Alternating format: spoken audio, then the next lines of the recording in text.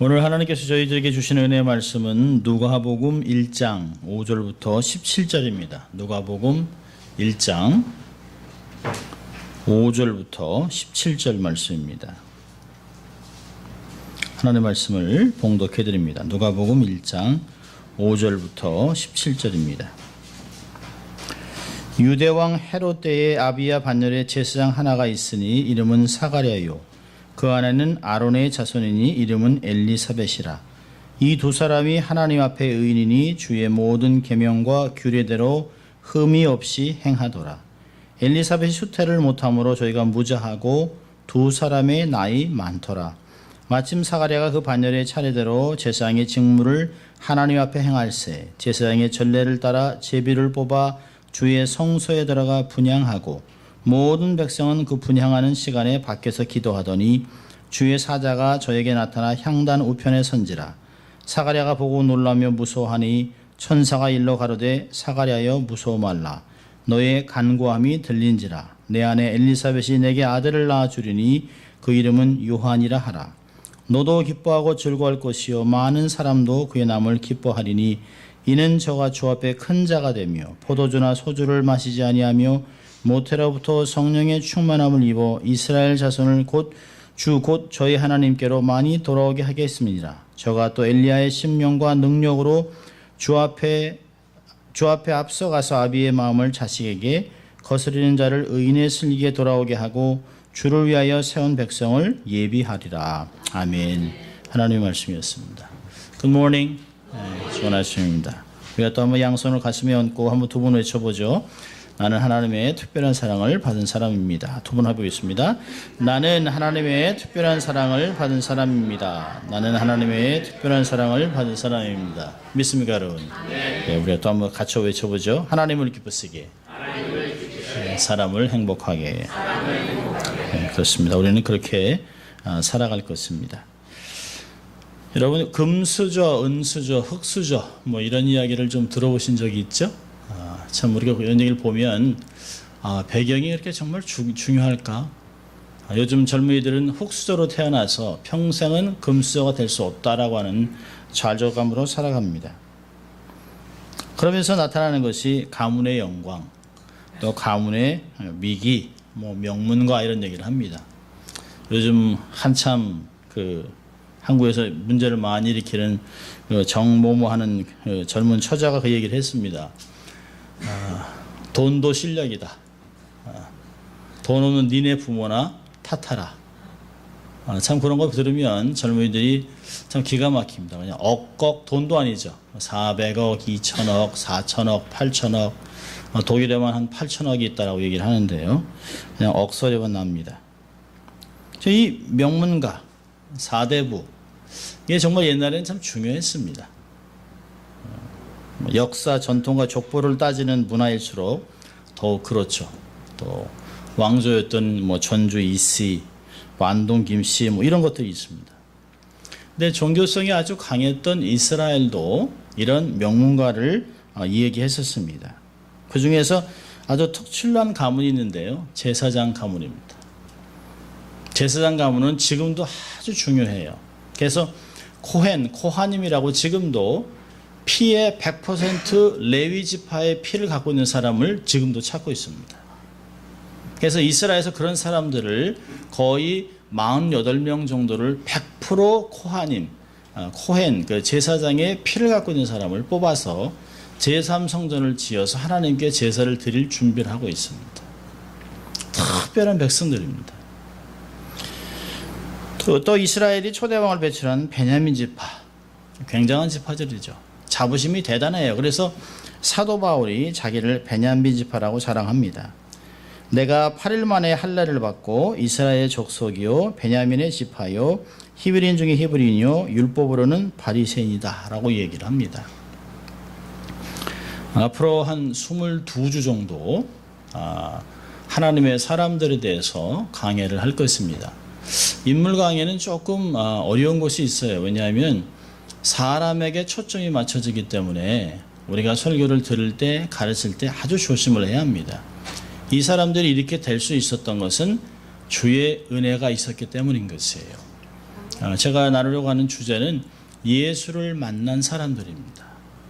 다양한 가운데 사람들이 만났는데요. 많이 있습니다만 제가 셀렉티브하게 22사람을 뽑았습니다. 그 중에 오늘 첫째, 예수님을 만났던 선구자, 광야의 외침의 소리였던 세례 요한에 대해서 이야기를 하려고 합니다. 세례 요한 아주 중요한 사람입니다. 그러나 세례 요한이 될 수 있었던 것은 주님의 은혜가 있었던 것뿐입니다. 그것을 기억할 필요가 있는 것이에요. 복음서에는 세례 요한에 대한 기록이 아주 많이 기록되어 있습니다. 왜냐하면 그것이 너무 중요하기 때문에, 예수 그리스도의 삶을, 신약을 여는 데 가장 중요한 역할을 하기 때문에, 고리 역할을 하기 때문에 세례 요한을 모든 복음서에서 마태, 마가, 누가, 요한에서 다 기록하고 있습니다. 이 세례 요한은 일반 평민이 아니에요. 세례 요한은 정말 최고의 명문가인 대제사장 가문에서 태어났습니다. 사가랴라고 하는 제사장의 아들로 태어났습니다. 그러니까 태어날 때부터 명문가의 자식이에요. 가만히 있으면 그냥 제사장이 되는 것입니다. 그런데 그는 이 명예와 특권을 분토같이 버리고 광야에서 외치는 자의 소리로 삶을 살아갑니다. 메시아 왕의 길을 예비하는 자로 살아갔다라고 성경은 기록합니다. 세례 요한의 삶을 보면 크게 우리가 세 가지로 나눌 수 있는데요. 첫째는 하늘로부터 보냄을 받은 사람.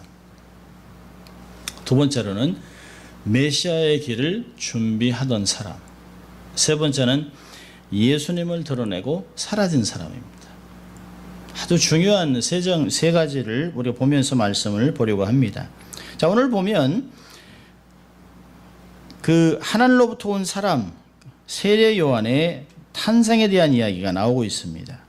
여러분 이제 5절 6절을 보면, 오늘 본문을 보면 아버지는 사가랴, 어머니는 엘리사벳입니다. 아버지도 제사장이요, 어머니도 아론의 자손이니까 다 제사장제입니다. 100% 명문가입니다.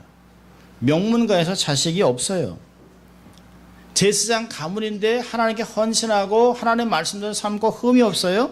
이 두 사람이 하나님 앞에 의인이니 주의 모든 계명과 규례대로 흠이 없이 행하더라. 여러분, 내가 신앙생활을 잘하고 있는데 만사형통이 된다? 그것이 아닙니다. 내가 하나님 말씀을 잘 따르고 하나님 말씀대로 삶을 살아가고 하나님께 헌신해도 삶에 폭풍이 있어요. 인생에 어려움이 있어요. 말 못할 레드버튼이 있습니다. 이 가정은 특별히 어떤 문제가 있었을까요? 이렇게 경건하게 살았는데도 삶에 어려움이 있어요. 그것은 자식이 없는 것입니다. 예수 그리스도가 탄생하고 나서는 남녀노소 자식이 중요하지 않습니다. 영적인 자녀가 더 중요한 것이에요. 그러나 이 당시에는, 옛날에는 아들을 낳는 것이 너무너무 중요했습니다. 가문을 잇는 것이 너무너무 중요했어요. 근데 이들은 절대로 자신의 죄 때문에 이러지 않습니다. 하나님의 어떤 계획 때문에 이런 일이 일어난 것이에요. 나중에 또 얘기를 하겠습니다만 요한복음 9장을 보면 우리의 세계관을 뒤집는 역사가 나타나요. 우리는 보통 동양인이기 때문에 인과응보, 옛날에 이런 잘못을 했기 때문에 지금 이런 것을 겪는다. 아니 땐 굴뚝에 연기날이야. 뭐 이런 얘기들이 많습니다. 과거의 어떤 것 때문에 지금 영향을 받아서 현재를 살아가고 있다고 하지만 사실 우리의 삶의 원인은, 그 직접적인 원인은 과거에 있지 않아요. 미래에 있습니다. 그래서 사도 바울도 모든 그런 얘기를 합니다. 장차 나타날 영광 때문에 지금 당하는 고난이 있다는 것이에요. 사도 바울 얘기하잖아요. 로마서 8장 18절에 내가 지금 당하는 고난은 장차 나타날 영광과 좋게 비할 수 없다. 이 사람이 태어나면서부터 눈 못 뜨는 맹인이었던 것은 요한복음 9장은 얘기해요. 이 사람의 죄도 아니요, 아버지의 죄도 아니요, 부모의 죄도 아니요, 이 사람이 드러내는 하나님의 영광 때문에 지금까지 인생을 살아왔다는 것이에요. 우리의 삶에 지금 어려움이 있다면, 난 이게 신앙생활 열심히 하고 있는데 삶에 어려움이 있습니다. 고민하지 마세요. 그걸 통해서 반드시 이루어질 하나님의 영광이 있다라고 하는 것이에요. 이 사가랴와 엘리사벳에는 이미 아마 자녀를 낳을 수 있는 시대가 지났다라고 생각합니다. 그래서 끊임없이 하나님께 기도를 했습니다. 자, 근데 어느 한 날 자기에게 주어진 대로 평상시대로 다 성소에 가서 분향을 하고 순서대로 지킵니다.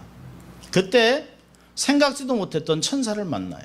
얼마나 놀랬겠습니까? 아마 우리 삶에도 가끔 이런 문제가 생길지도 몰라요. 하나님 정말 믿습니다. 하나님 정말 보고 싶습니다. 하나님 만나주십시오. 그랬는데 하나님 턱 나타나시면 깜짝 놀랄 거예요. 하나님 말씀하시면 얼마나 놀라는지도 몰라요. 여기서도 사가랴도 마찬가지입니다.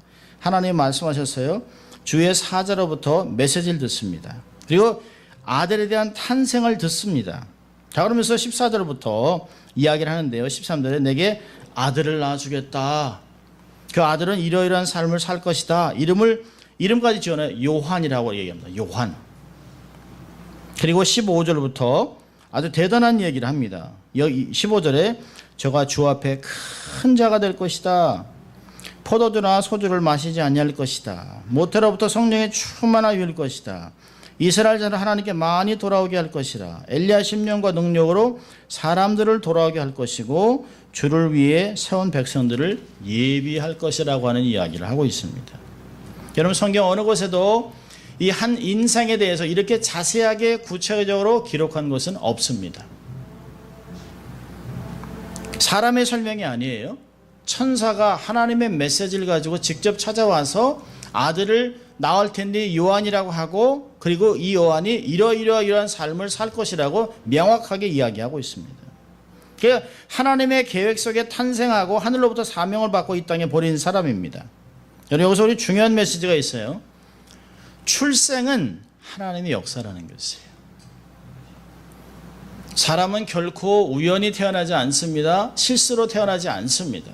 가끔 부모님들이 그런 얘기를 합니다. 어휴, 이 막둥이 이거 실수예요. 실수. 계획한 것도 아닌데 이게 들어서 가지고. 하나님 들을 때 얼마나 기가 막히겠어요. 그렇지 않습니다. 실수 없어요. 우연 없어요. 하나님의 계획 속에서 모든 인생이 출생하는 것입니다. 믿을 수 있길 바랍니다.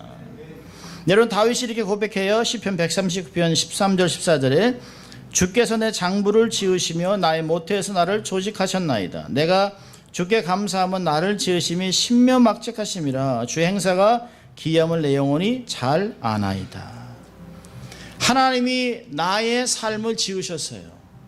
니트를 하듯이 잘 해서 만들었습니다. 자, 그러면 이 말씀은 어떤 말씀이 있을까요? 사람이 태어날 때 장애를 갖고 태어나든 어떤 모습으로 태어나든 그건 하나님이 지으셨다는 것이에요. 하나님의 걸작품이라는 것이에요. 하나님이 만든 인생을 우리가 우리의 기준으로 우리의 생각으로 세상에서 하는 얘기로 그 사람이 장애인이기 때문에 옛날에 우리는 그런 얘기했습니다. 병신이라고 했습니다. 그렇지 않아요. 절대 그렇지 않습니다. 세상에 있는 모든 사람들은 어떤 장애를 갖고 태어나서도 하나님이 만든 인생이라는 것이에요. 하나님의 걸작품입니다. 그런 사람이 세상에 또 없어요. 빌립보서 3장 20절은 우리의 시민권은 하늘에 있는지라 거기로서 구원하는 자 곧 주 예수 그리스도를 기다리신다. 여러분 우리의 가야 될 곳이 있어요. 본향이 있습니다. 우리의 시민권이 미국의 시민권, 한국의 시민권 그리 중요한 건 아니에요. 살아가는 데는 조금 불편한 점도 있겠죠. 그러나 변하지 않는 시민권은 하늘에 있다는 것이에요. 하늘 백성으로 하늘나라의 백성으로 이 땅을 살아가는 것이에요. 이 땅을 지나가는 것뿐입니다. 히브리서 11장에서는 본향을 사모하니 곧 하늘에 있는 것이라.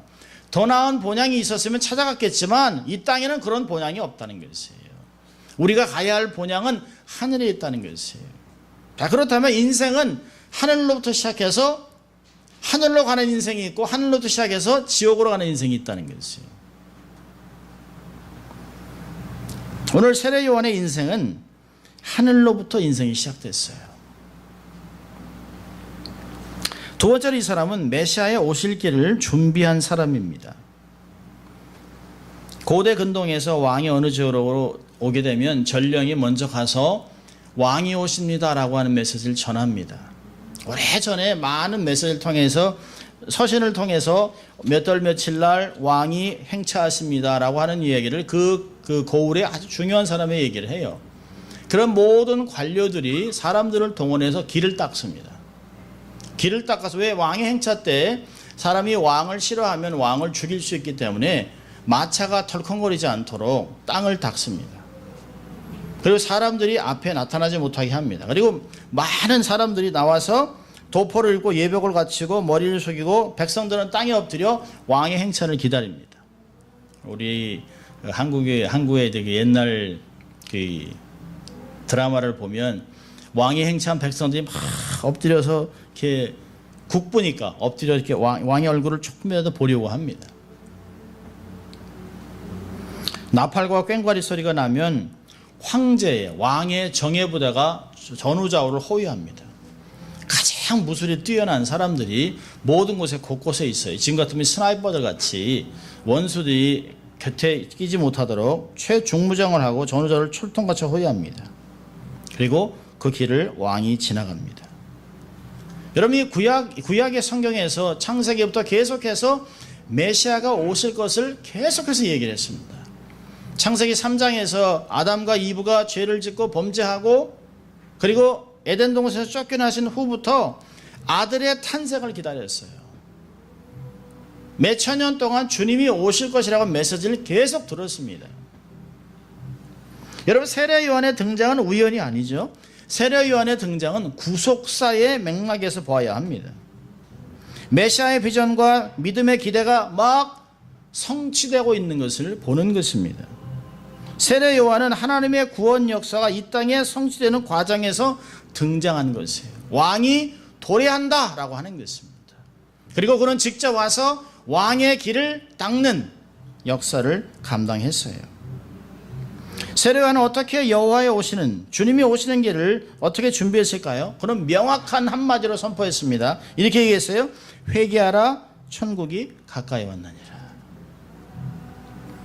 사람들에게 회개의 세례를 베풀므로 광야처럼 사막처럼 메마른 사람들의 마음을 기경하기 시작했습니다. 그들의 마음을 평탄케 하는 일을 시작했어요. 여러분, 누가복음 3장을 한번 볼까요? 3장으로 가면 4절과 5절입니다. 선지자 이사야의 책에서 이미 이런 기록된 말씀이 있습니다.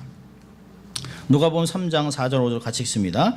선지자 이사야의 책에 쓴 바 광야에 외치는 자의 소리가 있어 가로되 너희는 주의 길을 예비하라. 그의 첩경을 평탄케 하라. 모든 골짜기가 메워지고 모든 산과 작은 산이 낮아지고 굽은 곳이 곧 곧아지고 험한 길이 평탄해질 것이요. 예. 그리고 모든 육체가 하나님의 구원하심을 보게 된다라고 하는 것이에요. 여러분, 높아진 교만들은 다 깎아내립니다. 삶 속에 우울하고 좌절하고 낙심된 인생은 다시 격려함으로 메꿔놓습니다. 굽은 길은 쫙 펴놓습니다. 그래서 주의 왕의 행차가 평안할 수 있도록 길을 닦는 역할을 바로 세례 요한이 한 것이에요. 여러분, 세례 요한의 사명은 예수님이 오시는 길을 준비하는 것입니다. 그것이 오직 그것만이 세례 요한의 인생의 목적이었습니다. 우리도 주의 길을 닦는 사람이라고 한다면, 주님이 다시 이 땅에 오신다라고 하는 것을 아는 사람이라면 높아진 교만을 깎아야 할 것입니다. 내가 많이 재물을 갖지 못하고 내가 다른 사람에 비해서 부족하다고 느끼는 그런 좌절감 속에 있을 때 주의 격려함으로 내 마음을 채워야 할 것입니다. 사람들 때문에 관계에 있어서 힘들었던 좁은 마음들을 펴야 하는 것이에요. 이건 언제 가능할까요? 회개를 통해서만 가능한 것이에요. 그래서 세례 요한은 예수님도 세례 요한의 메시지를 바로 받아서 천국이 왔다라고 이야기를 합니다. 천국이 너희 마음에 이미 도래했다라고 얘기합니다. 이 세상에 주님이 오셨을 때 아무도 예수님을 맞을 생각하지 않았습니다. 어느 관료도 어떤 사람도. 여러분, 서기관들은 율법서를 베끼기에 정신이 없었습니다. 바리새인들은 율법을 어떻게 더 해석하고 만들 것인가 정신이 팔려 있었습니다. 모든 종교인들은, 제사장들은 어떻게 하면 예배를 통해서 돈을 벌고 자기의 불을 불리고 부를 축적할 것인 게 혈안이 되어 있었습니다. 이럴 때 유일하게 한 사람이 세례 요한이 주님을 광야에서 맞이하고 있었습니다. 여러분, 세상에서도 중요한 손님이 오시게 되어 있으면 얼마나 분주한지 몰라요. 집안 청소하고 음식 준비하고 만반의 준비를 다 합니다. 저희도 어릴 때 집안의 어른이 이제 대부 할아버지가 이렇게 1년에 몇 번씩 자기의 자녀들을 이렇게 돌아보는 때가 있어요. 그때는 참 귀찮긴 했습니다. 뭐 할아버지 뭐 또 오셔가지고 오시면 뭐 얼마나 분주하지 몰라요. 뭐 집안 청소해야죠, 바닥 닦아야죠, 걸레로 바닥 닦아야죠. 또 겨울에 오시면 넘어지실까봐 길가에 또 미끄러울까봐 연탄재를 깨가지고 넘어지지 않게 일을 하고, 아버지는 먼 길까지 나가셔서 어르신 또 그 버스길 앞에서 기다리고 추운데 어른을 기다리세요. 그리고 어떻게 뭐 다치실까봐 크게 모시고 옵니다. 좋은 점도 있어요. 평상시에 못 먹던 음식도 먹습니다. 어머니 또 어디서 구해왔는데도 생간을 구해오셔가지고 그 참기름에 이렇게 해가지고 어르신이 들을 수 있도록 몇 점을 딱 준비해 놓으세요. 그리고 어르신이 좋아하는 것만 딱 준비해서 드실 수 있도록 만들어 놓습니다. 그 어른 드리기 전에 몇 개 집어먹다 맞기도 하고 합니다만은, 하여튼 그런 걸 보면 참 얼마나 어려운지 몰라요. 하루 종일이 아니에요. 언제 어르신이 뜬다 이야기가 오면 일주일 내내 청소하고 방 닦고 어머니 준비하고 그날을 준비해요. 준비하다가 우리가 막 아무것도 안 하고 널브러져 있으면 어머니가 속이 타가지고 이제 막 확 얘기합니다. 야, 이제 얼마 남지 않는다. 어르신 오는데 엄마는 몸이 10개라도 힘들다고 속 터진다고 얘기를 해요. 집안에 어른이 오는데도 이렇게 애를 쓰는데, 나를 왜 십자가에서 돌아가시고 생명을 주시고 내 살을 약속하신 주님이 다시 오시는데 우리는 얼마나 준비를 하고 삶을 살아가야 합니까? 나는 도대체 무엇을 위해 살아가고 있는지, 자신의 계획, 욕망을 성취하기 위해서 최선을 다하고 있지는 않는지, 누굴 위해 삶을 살아가고 있습니까? 아내, 자식, 눈에 넣어도 아프지 않은 손자, 손녀? 주님이 다시 왕으로, 우리의 삶의 주인으로, 왕의 왕으로, 통치자로 이 땅에 오셔서 우리를 다시 다 새 에덴과 새 땅과 새 하늘에 거하게 할 그 왕의 왕에 도래하시는데, 우리는 그분을 위해 길을 닦는 일을 하고 있어야 하지 않겠습니까? 여러분 기억하세요? 주님 다시 오십니다. 반드시 오세요. 그분을 맞이하기 위해서 예복을 갖춰 입으십시오. 삶을 정리하세요. 내가라고 하는 것들을 잘라내세요. 다른 사람과 비교해서 안타까움들을 하나님의 말씀으로 채우세요. 관계 속에서 힘들었던 마음들, 좁아진 마음을 펴세요. 주님이 내 마음에서 얼마든지 편안하게 걸으실 수 있도록 주께 길을 만드는 그런 역사를 감당할 수 있길 바랍니다. 세 번째로 세례 요한은 예수를 드러내고 사라진 사람입니다.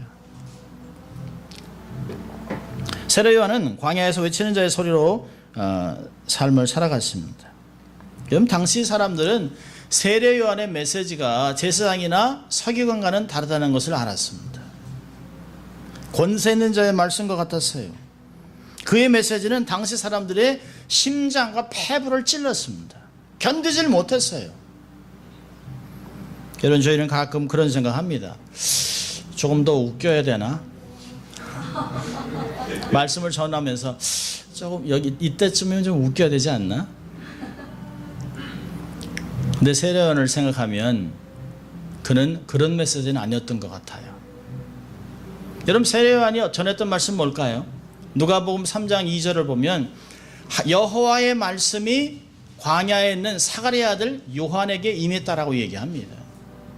여러분, 그는 세상의 정치를 얘기하지 않았어요. 그런 경제를 얘기하지 않았습니다.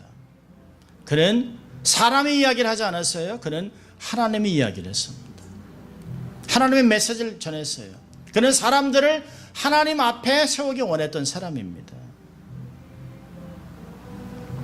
당시에는 400년 동안 예언도 없었어요. 하나님의 음성도 들리지 않았습니다. 그렇기 때문에 사람들은 당황하고 있었어요. 방황하고 있었어요. 이럴 때 하나님의 메시지가 그들에게 전달될 때 폐부를 찔렀습니다. 그들이 견디질 못했어요. 그의 말씀을 듣기 위해서 찔리지만 달게 들었습니다. 우리가 어릴 때 자랄 때 들었던 사경회, 말씀 강의 메시지는 다 그런 메시지였습니다. 주님이 다시 오신다. 이렇게 살아서는 안 된다라고 절규의 피맺힘의 메시지를 들었어요. 여러분, 기도원의 메시지와 이 수양회에서 들었던 메시지는 잘 먹고 잘 사자는 메시지가 없었어요. 예수 믿으면 잘 된다, 돈 많이 번다, 그런 메시지는 최근에 생긴 것들이에요. 예수 믿으면 고난이 있지만 이 고난은 잠시, 나타날 영광 좋게 비할 수 없다, 주님 기다려야 된다, 그리고 흰옷 백성으로 살기 위해서 주를 위해 헌신했던 사람들이 우리의 믿음의 선조들입니다. 여러분, 요한이 좋은 옷을 입었을까요? 아니요. 예수님 얘기합니다. 정말 좋은 실크 같은 입을 온 사람 보려면 궁중으로 하라는 거예요. 말을 잘했을까요? 저는 그렇게 달변가라고 생각하지 않습니다. 요한은 낙타 털옷을 입었습니다. 허리에 가죽띠를 띄었습니다. 메뚜기와 들꿀을 먹고 살았어요. 가장 험한 옷과 험한 음식을 먹었습니다. 여러분, 석청을 먹었다는 게 어떤 것일까요? 광야에는 꿀이 없습니다. 광야에는 꽃이 있는 것이 아니에요. 광야에는 야자 대추라는 것이 있습니다. 야자 대추가 익어서 흔들리다가 땅에 떨어져 돌에 떨어지면, 그것이 돌에 떨어지면서 깨지면 그것은 말라요. 말라붙으면서 그것이 꿀이 되어버립니다. 여러분, 그 꿀을 어떻게 먹었을까요? 손으로 긁어 먹은 것이에요. 세례 요한은 한 끼를 먹는 것도 힘들게 먹었습니다. 그러나 그는 비굴하지 않았습니다. 그것이 주의 허락하신 삶인 줄 알았기 때문에 메시지 전환에 삶을 투자했어요. 여러분, 사람들은 그가 가감없는 하늘의 메시지를 하나 전하는 메시지를 듣고 그들에게 세례를 받기 위해서 사람이 구름대같이 그에게 몰렸습니다. 자신의 죄를 자복하고 요단강에서 세례를 받았습니다. 그러자 서기관들과 제사장들이 치솟는 인기를 감당을 못해요. 도대체 요한이 누군지 가서 좀 알아봐라 라고 물어봅니다. 그 사람들이 얘기를 해요. 요한복음 1장 보니까 내가 메시아냐? 아니다. 선지자냐? 아니다. 네가 구약에서 얘기하는 메시아냐? NO! 라고 얘기를 합니다. 그리고 누가복음 3장 16절에 그들의 관심을 예수님께 고쳐놓습니다. 나는 물론 너에게 세례를 베풀거니와 나보다 능력이 많으신 이가 오시나니 나는 그의 신발끈을 풀기도 감당하지 못하겠노라. 그는 성령과 불로 너에게 세례를 베풀 것이요. 그렇게 얘기를 합니다. 내가 하는 것 아무것도 아니에요. 주님은 오시면 놀라운 일을 행할 것을 얘기합니다. 그가 예수님을 대면하자 이렇게 고백합니다. 요한복음 1장 29절에 보라, 세상 죄를 지고 가는 어린 양이로다. 내가 전에 말하길 내 뒤에 오는 사람이 있는데 나보다 앞선 것은 그가 나보다 먼저 계심이라 한 것이 바로 이 사람을 가리킴이라 얘기합니다. 자신을 따르던 제자들을 예수님께 보냅니다. 그리고 29절 30절에 요한복음 3장이 이렇게 합니다. 신부를 취하는 자는 신랑이나 서서 신랑의 음성을 듣는 친구가 크게 기뻐하나니 나는 이러한 기쁨이 충만하였노라. 그는 흥하여겠고 나는 쇠하여 하리라 하니라. 여러분, 아무나 얘기 못하는 것이죠. 다른 사람은 다 망해도 나는 살아야 합니다. 그게 지금 메시지는 다른 사람 다 밟아서라도 고지론을 얘기하죠. 고지론. 탑 5%. 여러분, 예수님과 요한을 비교해 보세요. 요한은 나이가 더 많습니다. 사역 경험이 많습니다. 많은 사람에게 존경을 받습니다. 그의 사역이 절정에 달했어요. 요한의 말이 민심입니다. 제사장들과 서기관과 바리새인과 장로들이 어찌할 수 없는 그런 인기가 있었습니다. 하늘을 치솟습니다. 그런데 자기를 추종하는 사람 제자들에게 예수님을 소개합니다. 여러분, 사람들은 자신이 모든 것의 중심이 되기를 원하지 않습니까? 높임을 받고 대접받고 인정받고 보상 심리가 있어요. 어떤 사람이 높은 사람이 되면 그건 내가 천거했어. 내가 데려다 놨어 거기에. 용됐지 용됐어. 우리가 그런 얘기합니다. 특히 우리가 나이가 더 많으면 아이고 그 뭐 코 올리게 어릴 때 내가 봤는데 그런 얘기 하죠. 더 유명해지면 더구나 나를 따르고 내게 충성을 했던 사람들이 자꾸 글로 가서 줄을 서면 그 사람의 미숙한 점이나 약점을 들춰내서 그를 깎아내리는 게 일수입니다. 그래서 우리는 사촌이 땅을 사면 배가 아프다라고 얘기를 합니다. 남이 잘 되는 것을 감당하지 못하는 못된 습관이 있어요. 여러분, 이런 것들은 주로 누가 갖고 있을까요? 전문인들이 있습니다. 의사 못 고쳐요. 그 사람 배운 대로 되나? 한의사, 의사 똑같은 얘기입니다. 자기가 최고예요. 선교사, 목사도 마찬가지예요. 우리는 그러지 말아야 합니다. 자리에 집착하지 말아야 합니다. 명예에 매달리지 말아야 합니다. 권력을 탐하지 말아야 합니다. 박수 쳐줄 때 무대에서 내려가야 합니다. 여러분, 세례요한의 사역한 기간은 1년도 채 안 돼요. 그런데 유대 땅 전체를 뒤집어 놨습니다. 그는 구약의 마지막 선지자로 하나님의 부르심을 받아 일했지만 사명은 신약의 문을 여는 예수 그리스도의 선구자 역할만 한 것이에요. 그리고 그는 목이 잘려 죽습니다.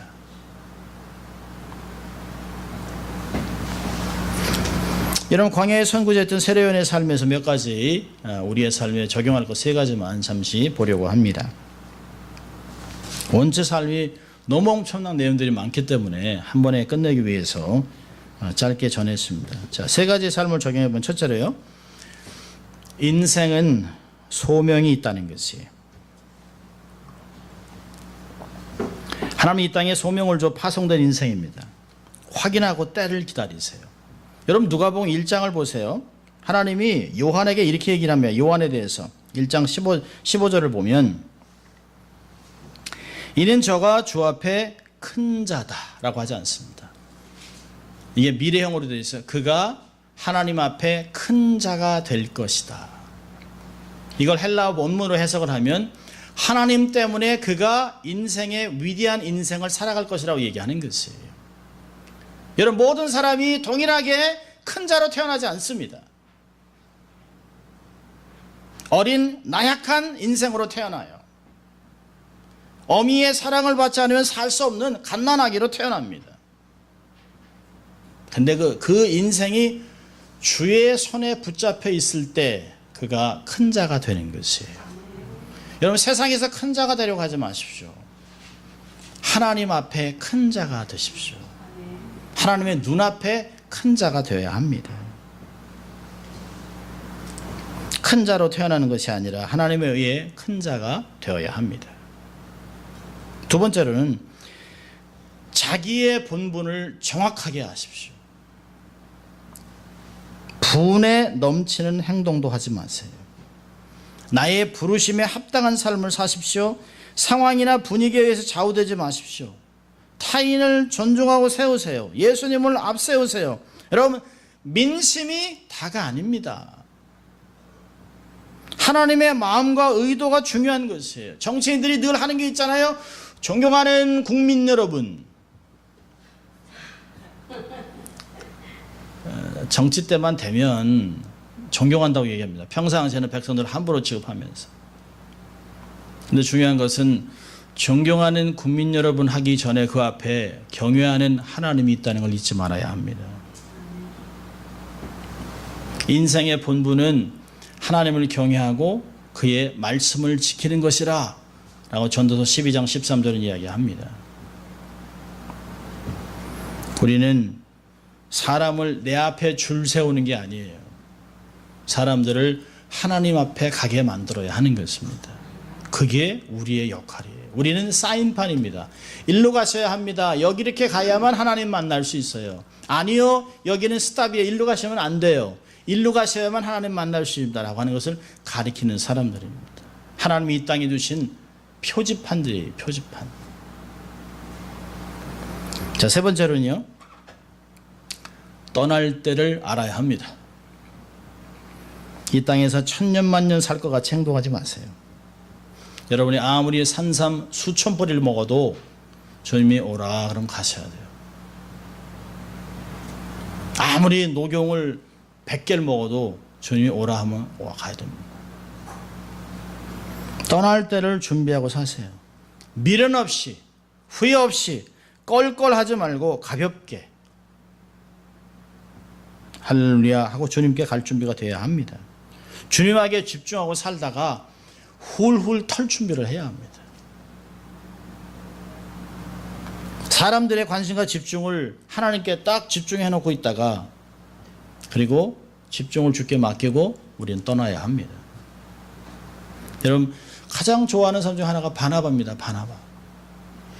바나바가 말씀 잘 가르치는 바울을 안디옥 교회에 데려와서 가르침을 한 후에 자기는 바울 뒤에 서요. 그리고 바울이 역사로 감당하면서 요한복음 사도행전 13장부터 바울의 이름은 앞서고 바나바는 없어집니다. 이형기의 낙화 중에서 이런 말이 있습니다. 가야 할 때가 언제인지를 분명히 알고 가는 이의 뒷모습은 얼마나 아름다운가. 장명부라고 하는 그 참 비운의 투수가 있는데요. 이 사람이 죽던 그 벽에 이런 말이 써 있었습니다. 일본말로. 낙엽은 가을바람을 원망하지 않는다. 여러분, 참 이 마지막 삶이 중요하죠. 어쩔 수 없이 밀려가는 게 아니에요. 이 하나님이 내게 부르심이 다 완성했기 때문에 하나님 오라 하기 때문에 주님, 저는 다 마쳤습니다. 성경에 아름다운 모습들이 있어요. 진액이 다함에 자기 있는 걸 다 주를 위해 썼어요. 그리고 이제는 몸도 가벼워지고 생각도 가벼워서 하나님 앞에 설 준비가 다 끝난 것이에요. 얼마나 멋진 인생인지 몰라요. 야, 내가 벌써 좀 어떡하니? 하나 더 놔라. 뭐 여기다 포도당 하나 더 놔라. 그러면 안 되죠. 여러분, 세례 요한의 삶은 놀라웠습니다. 그러나 예수님이 후에 나온 우리의 인생들은 더 놀라운 것이에요. 주님 말씀하셨어요. 너희가 나보다 더 큰 일을 행하리라. 주님의 주의 영이 우리의 삶에 임하는 삶이라면 세례 요한의 삶을 통해서 배운 점들을 삶에 적용하고 그렇게 삶을 살아내는 것입니다. 부여받은 소명을 감당하고 예수께 집중하고 살다가 주의 부름을 받아 기쁨으로 본향으로 달려가는 여러분 될 수 있기를 주의 이름으로 축원합니다. 기도하겠습니다. 하나님 아버지, 감사합니다. 오늘도 저희들을 말씀 앞으로 초청하시고 이 마지막 때에 세례요한 같이 삶을 살아갈 수 있도록 저희를 도전하신 것 감사합니다.